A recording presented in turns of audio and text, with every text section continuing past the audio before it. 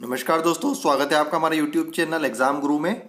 दोस्तों आज मैं आपको बता रहा हूँ आरआरबी एनटीपीसी के मॉडल पेपर, जो कि हमारा चौथे नंबर का मॉडल पेपर है। इसके पहले मैं 3 मॉडल पेपर बना चुका हूँ। अगर आपने हमारे वो मॉडल पेपर नहीं देखे हैं तो मैंने लिंक डिस्क्रिप्शन में दिया है, आप वहाँ से हमारे सारे मॉडल पेपर देख सकते हैं।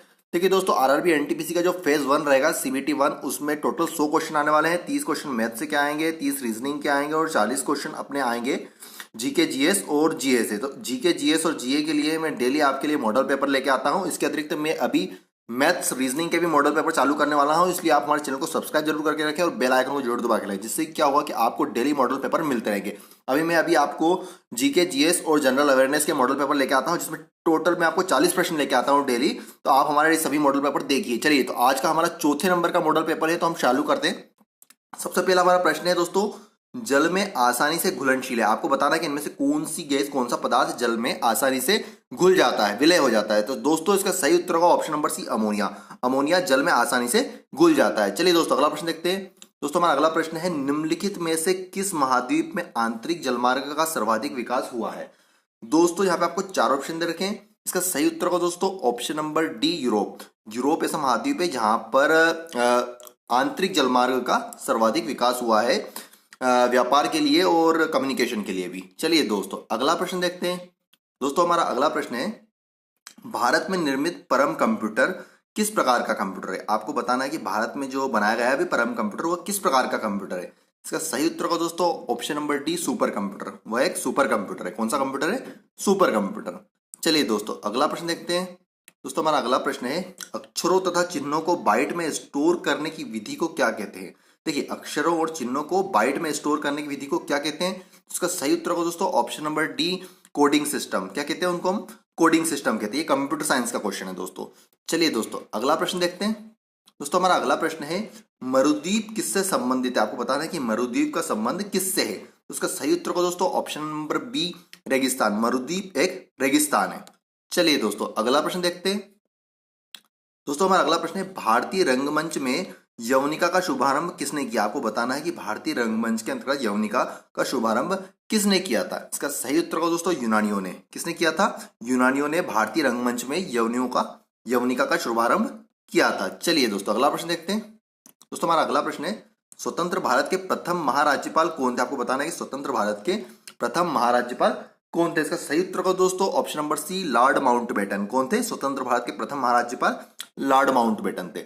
चलिए दोस्तों अगला प्रश्न देखते हैं, लेकिन उसके पहले मैं आपको बताता हूं दोस्तों कि अगर वीडियो पसंद आ रहा है तो वीडियो को एक लाइक जरूर कर दीजिएगा, अपने दोस्तों के साथ जरूर शेयर करिए। और इसके अतिरिक्त मैं आपको बताता हूं कि मैं आपके लिए डेली मॉडल पेपर लेके आता हूं रेलवे एनटीपीसी के, जिसके अंतर्गत मैं जीके जीएस, मैथ्स, रीजनिंग सभी सब्जेक्ट्स के आपको मॉडल पेपर दे रहा हूं। अगर आपको वीडियो डेली प्राप्त करना चाहते हैं तो हमारे चैनल को सब्सक्राइब करने के साथ बेल आइकन को दबाना बिल्कुल भी ना भूलें। चलिए दोस्तों अगला प्रश्न देखते हैं। दोस्तों हमारा अगला प्रश्न है, चंडी शतक किसकी रचना। आपको बताना है कि चंडी शतक किसकी रचना है। इसका सही उत्तर होगा दोस्तों ऑप्शन नंबर बी, बाणभट्ट। किसकी रचना है? बाणभट्ट की रचना है। चलिए अगला प्रश्न देखते हैं, भारतीय औद्योगिक वित्त निगम की स्थापना कब की गई। आपको बताना है कि किस सन में भारतीय औद्योगिक वित्त निगम की स्थापना की गई थी। इसका सही उत्तर होगा दोस्तों ऑप्शन नंबर बी, 1948। कब की गई थी? 1948 में की गई थी। चलिए दोस्तों अगला प्रश्न देखते हैं। दोस्तों हमारा अगला प्रश्न है, अग्नि निर्जा रोग किससे संबंधित है। आपको बताना है कि अग्नि निर्जा रोग होता है वह किससे संबंधित है। तो उसका सही उत्तर होगा दोस्तों ऑप्शन नंबर सी, सेब। अग्नि निर्जा रोग किसमें होता है? सेवफल में होता है। सेवफल को लगता है ये लोग। विज्ञान से संबंधित महत्वपूर्ण प्रश्न है, परीक्षा में पूछे जा सकते हैं इस तरह के भी प्रश्न। चलिए दोस्तों अगला प्रश्न देखते हैं। दोस्तों हमारा अगला प्रश्न है, तेलों के हाइड्रोजनीकरण में प्रयुक्त उत्प्रेरक है। आपको बताना है कि तेलों के हाइड्रोजनीकरण में कौन सा उत्प्रेरक प्रयुक्त किया जाता है। इसका सही उत्तर को दोस्तों option number B, nickel, Na। तेलों के जो हाइड्रोजीकरण होता है तेलों में, उसमें निकेल नामक उत्प्रेरक का प्रयोग किया जाता है। चलिए अगला प्रश्न देखते हैं, फायरफ्लाई ए फेयर टेल की लेखिका कौन है। आपको बताना है कि फायरफ्लाई ए फेयर टेल की लेखिका इनमें से कौन है। इसका सही उत्तर को दोस्तों ऑप्शन नंबर सी, ऋतु बेरी। ऋतु बेरी के द्वारा फायरफ्लाई ए फेयर टेल लिखी गई है। चलिए अगला प्रश्न देखते हैं। अगला प्रश्न है, माउंट आबू का दिलवाड़ा मंदिर किसको समर्पित है। आपको बताना है कि माउंट आबू में जो दिलवाड़ा मंदिर है, राजस्थान के माउंट आबू में जो दिलवाड़ा मंदिर है वो किसको समर्पित है। इसका सही उत्तर होगा दोस्तों जैन तीर्थंकर को। किसको समर्पित है वो? जैन तीर्थंकर को। चलिए अगला प्रश्न देखते हैं। किसी प्राणी के शरीर के समस्त भार का अधिकांश भाग होता है। आपको बताना है कि जो कोई भी प्राणी होता है उसके शरीर के समस्त भार का अधिकांश भाग में क्या होता है, तो इसका सही उत्तर होगा दोस्तों जल। देखिए किसी भी प्राणी के जो शरीर होता है उसमें सबसे ज्यादा जल की मात्रा पाई जाती है। चलिए दोस्तों अगला प्रश्न देखते हैं। अगला प्रश्न है प्रोटॉन की खोज किसने की थी। आपको बताना है कि प्रोटॉन की खोज किसने की थी। बहुत ही महत्वपूर्ण प्रश्न है। इसका सही उत्तर को दोस्तों ऑप्शन नंबर सी रदरफोर्ड ने। किसने की थी प्रोटॉन की खोज? रदरफोर्ड के द्वारा की गई थी। चलिए अगला प्रश्न देखते हैं दोस्तों। हुमायूंनामा किसकी कृति? आपको बताना है कि हुमायूंनामा किसकी कृति है। ये इतिहास का प्रश्न है, पूछा जा सकता है परीक्षा में। इसका सही उत्तर को दोस्तों गुलबदन बेगम। हुमायूंनामा किसकी कृति है? गुलबदन बेगम की कृति है। चलिए अगला प्रश्न देखते हैं दोस्तों। हमारा अगला प्रश्न है अर्जुन पुरस्कार की शुरुआत किस वर्ष हुई? आपको बताना है कि अर्जुन पुरस्कार की शुरुआत किस वर्ष की गई थी। इसका सही उत्तर को दोस्तों ऑप्शन नंबर बी 1961 में। 1961 से अर्जुन पुरस्कार की शुरुआत की गई थी। चलिए अगला प्रश्न देखते हैं। सीन नदी कहां बहती है? आपको बताना है कि सीन नदी किस देश में बहती है। तो इसका सही उत्तर दोस्तों ऑप्शन नंबर है फ्रांस में। सीन नदी कहां पे बहती है? फ्रांस देश में बहती है। चलिए अगला प्रश्न देखते हैं। स्टेच्यू ऑफ लिबर्टी कहां बना हुआ है? आपको बताना है कि स्टेच्यू ऑफ लिबर्टी कहां पर बना हुआ है। इसका सही उत्तर होगा दोस्तों option number B USA, United States of America में स्टेच्यू ऑफ लिबर्टी की मूर्ति बनाई गई है। चलिए दोस्तों अगला प्रश्न देखते हैं। किस भारतीय हॉकी खिलाड़ी का जन्म दिवस राष्ट्रीय खेल दिवस के रूप में मनाया जाता है? आपको बताना है उस भारतीय खिलाड़ी का नाम जिसका जन्म दिवस राष्ट्रीय खेल दिवस के रूप में मनाया जाता है। इसका सही उत्तर होगा दोस्तों option number C major Dhyan Chand. ये बहुत बड़े खिलाड़ी हैं हॉकी के, इनका जन्मदिन राष्ट्रीय खेल दिवस के रूप में मनाया जाता है। चलिए दोस्तों अगला प्रश्न देखते हैं। डेवलपमेंट एज फ्रीडम के लेखक कौन है? आपको बताना है कि डेवलपमेंट एज फ्रीडम के लेखक इनमें से कौन है।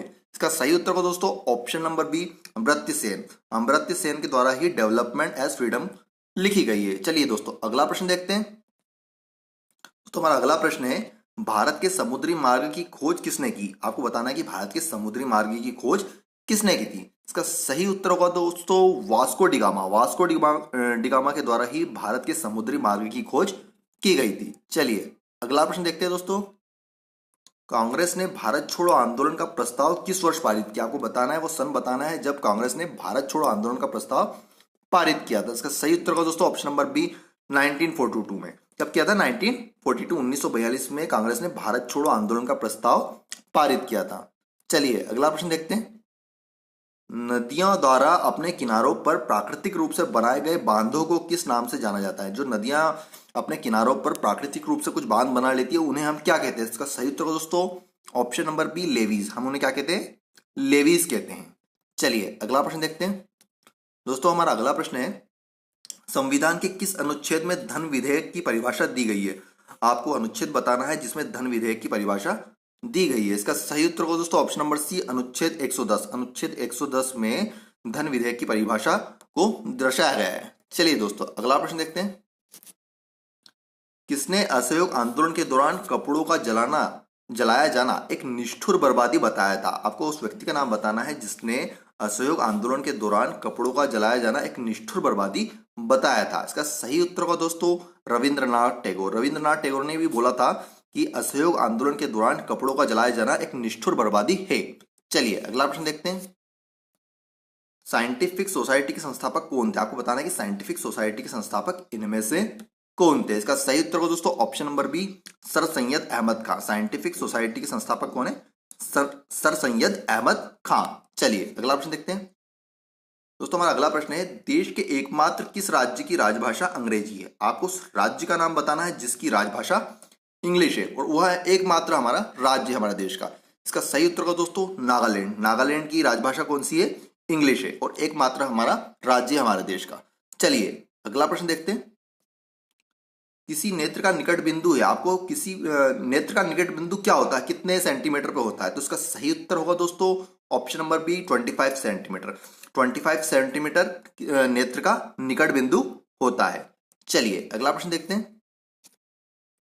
दिल्ली का लाल किला किसने बनवाया था? आपको बताना है कि जो दिल्ली में लाल किला है वो किस शासक ने बनवाया था। इसका सही उत्तर होगा दोस्तों ऑप्शन नंबर सी शाहजहां ने। किसने बनवाया था दिल्ली का लाल किला? शाहजहां के द्वारा बनवाया गया था। चलिए दोस्तों अगला प्रश्न देखते हैं। यादव सम्राटों की राजधानी कहां थी? आपको बताना है कि यादव सम्राटों की राजधानी कहां पर थी? इसका सही उत्तर होगा दोस्तों ऑप्शन नंबर सी, देवगिरी में। यादव सम्राटों की राजधानी देवगिरी में थी। चलिए दोस्तों अगला प्रश्न देखते हैं। भारतीयों के लिए सिल्क मार्ग किसने आरंभ किया? आपको बताना है कि जो भारतीयों के लिए सिल्क मार्ग का आरंभ किसने किया था? इसका सही उत्तर होगा दोस्तों ऑप्शन नंबर सी, कनिष्क। किसने किया था? कनिष्क ने किया था। चलिए अगला प्रश्न देखते हैं दोस्तों। डोनबास क्षेत्र प्रसिद्ध है। डोनबास क्षेत्र किस लिए प्रसिद्ध है? इसका सही उत्तर होगा दोस्तों ऑप्शन नंबर एक, कोयले के लिए। डोनबास क्षेत्र किसके लिए प्रसिद्ध है? कोयले के लिए प्रसिद्ध है। चलिए दोस्तों अगला प्रश्न देखते हैं। भारत का प्राचीनतम फुटबॉल टूर्नामेंट कौन सा है? आपको बताना है कि इनमें से भारत का प्राचीनतम फुटबॉल टूर्नामेंट कौन सा है? इसका सही उत्तर होगा दोस्तों option number A, Durand cup. Bharat का प्राचीनतम फुटबॉल टूर्नामेंट डूरंड कप है। चलिए अगला प्रश्न देखते हैं। मुंह साफ करने के लिए किस प्रकार के मंजन का व्यवहार करना चाहिए जिससे कि दंतक्षय रोका जा सके? आपको बताना है कि किस प्रकार के मंजन का व्यवहार यूज करना चाहिए जिससे कि दंतक्षय मतलब दांत को गिरने से रोका जा सके। इसका सही उत्तर को दोस्तों ऑप्शन नंबर बी, क्षारकी दंत मंजन। किस तरह के मंजन का प्रयोग करना चाहिए? क्षारकी दंत मंजन का। चलिए दोस्तों अगला प्रश्न देखते हैं। पवन ऊर्जा उत्पादन के क्षेत्र में विश्व का अग्रणी देश कौन सा है? आपको बताना है कि विश्व का अग्रणी देश जिसमें सबसे ज्यादा पवन ऊर्जा का उत्पादन किया जाता है वो कौन सा देश है?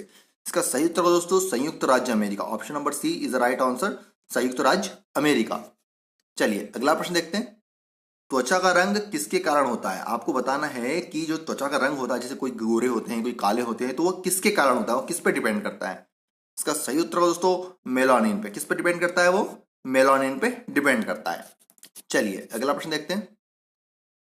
किसान क्रेडिट कार्ड योजना किस वर्ष शुरू की गई थी? आपको बताना है कि केसीसी प्लान था, केसीसी योजना थी, किसान क्रेडिट कार्ड योजना, वो किस वर्ष से लागू की गई थी? इसका सही उत्तर को दोस्तों ऑप्शन नंबर सी 1998, 1998 से किसान क्रेडिट कार्ड योजना की शुरुआत भारत में की गई थी। चलिए दोस्तों अगला प्रश्न देखते हैं। उपचयन अपचयन अभिक्रिया को क्या कहते हैं? आपको बताना है कि उपचयन अपचयन अभिक्रिया जो होती है उसको क्या कहते हैं? इसका सही उत्तर दोस्तों रेडॉक्स अभिक्रिया। क्या कहते हैं उसे हम? रेडॉक्स अभिक्रिया। ये विज्ञान का प्रश्न है, बहुत ही महत्वपूर्ण प्रश्न है, परीक्षा में पूछा जा सकता है, रेडॉक्स अभिक्रिया। चलिए दोस्तों अगला प्रश्न देखते हैं।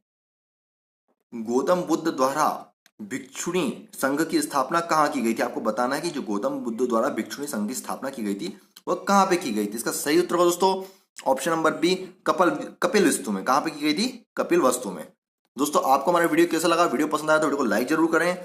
दोस्तों मैं आपको डेली 40 प्रश्न बताता हूं मॉडल पेपर जो कि परीक्षा में पूछे जा सकते हैं और सभी रेलवे की परीक्षा में ये पहले पूछे गए हैं। तो अगर आप इस तरह के डेली हमारे वीडियो प्राप्त करना चाहते हैं मैथ्स के, रीजनिंग के, जीके, जीएस, जनरल अवेयरनेस के, तो हमारे चैनल को सब्सक्राइब जरूर करके रखें और बेल आइकन को जरूर दबा के लें, जिससे क्या होगा कि आपको डेली मॉडल पेपर की क्लास मिलती रहेगी मोबाइल पर। इसके अतिरिक्त मैं आपको बताना चाहता हूं कि एनटीपीसी के मैं अभी बहुत ही बढ़िया क्वेश्चन आपके लिए लेके आने वाला हूं। तो अगर आप हमारे वो वीडियो देखना चाहते हैं तो हमारे चैनल के साथ जरूर बने रहिए। धन्यवाद। जय हिंद, जय भारत।